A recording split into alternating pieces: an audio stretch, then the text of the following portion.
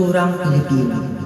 Nakaangkla na rito ang pagiging matatakutin ng bawat estudyante sa mga pampublikong paaralan.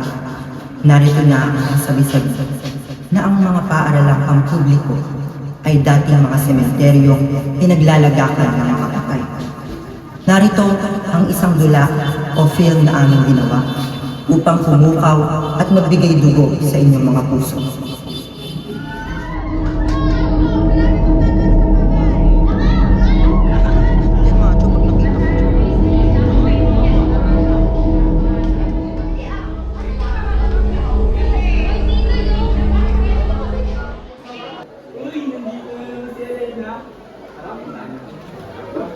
Hoy, Elena! Mag-isa ka na naman?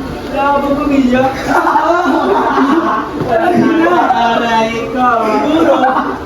Tinapon ka na ng pamilya mo sa kalsada kaya lagi ka nag-iisa? Umobo ka naman! Uy, ano to? Wow, yabang! Sipag! Nag-aaral ka! Ano? Nakuwitan, boy! Dapat sa'yo, mamatay na. Wala nang nagmamahal sa'yo.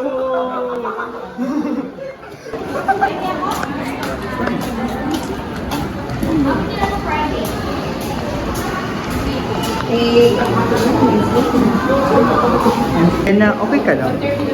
Iniwan na ako nilang lahat. Wala na akong pili. Basta tandaan mo, nandito lang ako ha. Kaibigan, hindi kita iiwan. Kasi Wala na sa yung buhay ko. Naralapat na mangyayari ko sa akin. Lahat na lang ng mali ko nakikita niyo. kailanman ako'y di pinahalagahan ng kahit na sino.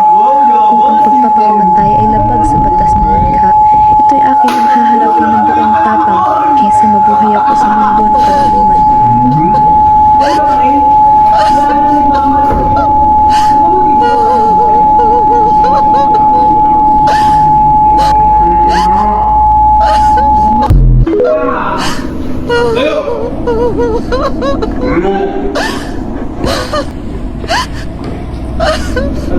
Hindi ka na dapat ang buhay sa mundo to. Wala kang silbi!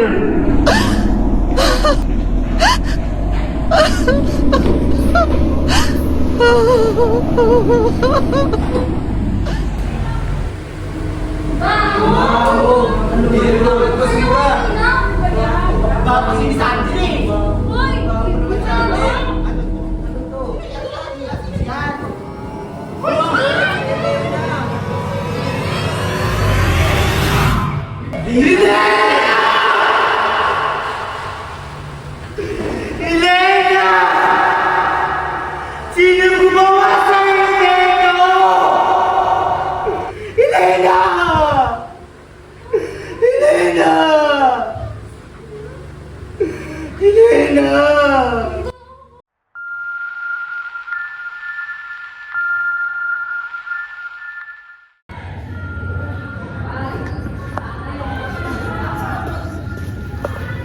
Magandang gabi po, Aling Sing.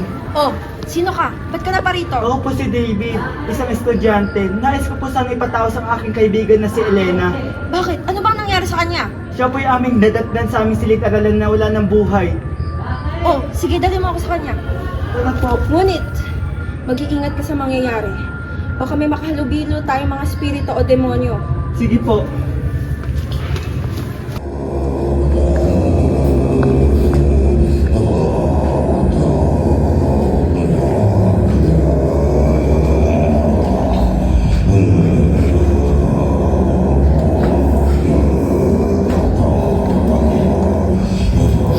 Magdasal tayo at hanapin na natin ang kaluluwa ni Elena.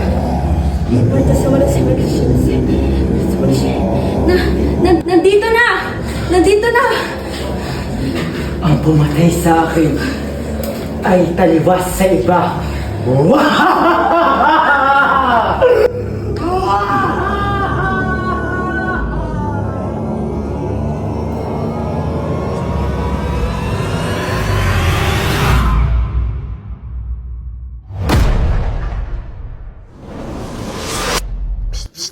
Sino yun?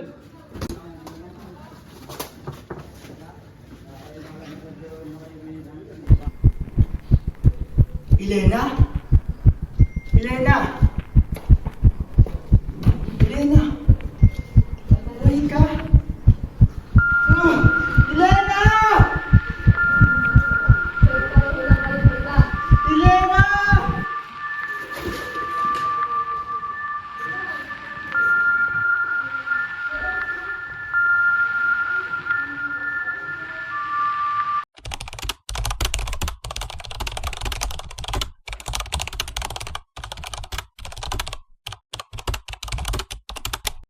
O, ba't kayo napunta dito tatlo? Ayun, ma'am. Ma'am, alam mo, may nabalitaan ako may namatay daw na estudyante. Mama, ayun dun sa may kabilang section.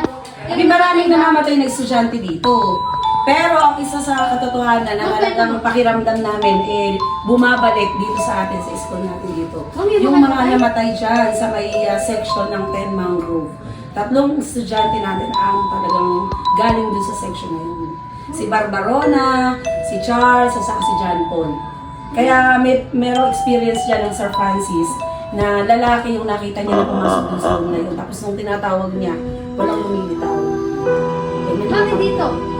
May mga faculty ganyan. Dito na-experience ako dito. Siyempre, Ano hindi lang ginagawa ako mo? kaya nung spirit na meron dito. Baka nga nakikinig sa atin ngayon, nakikinig sa atin ngayon. Yung upuan, bigla nilang hollow block, bigla nilang gagalaw, ganun.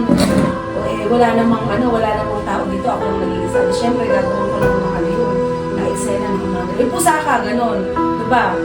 Kaya pag pumupunta ako dito, ako na lang mag-isa. Yung magawa talaga ako dito. Pinapakalat ko yung sapatos ko, nari umahampas ako sa date ko, like that. Hindi ka kakanta naman at kanta pang church ka. Ay, hindi naman ako. Pero may nagpapakita. Makasabayan ako, mas Nakakatakot din. May nagpakita na sa'yo. walang nagpapakita sa akin, pero lagi kong pagka meron ako natatanaw na gano'n, bigla akong nag-iisip na, ay ano lang yun,